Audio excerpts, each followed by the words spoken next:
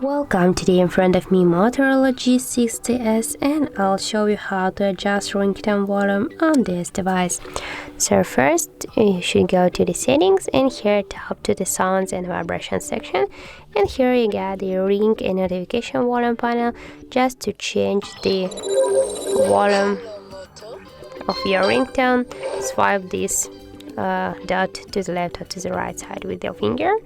And also we got the second way, just here on the right side of your device you got the volume buttons, and just tap or press one from the volume buttons, and here you'll see the settings icon.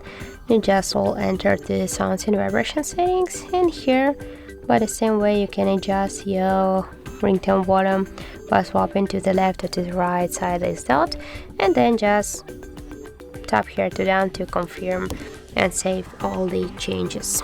So that's how it looks.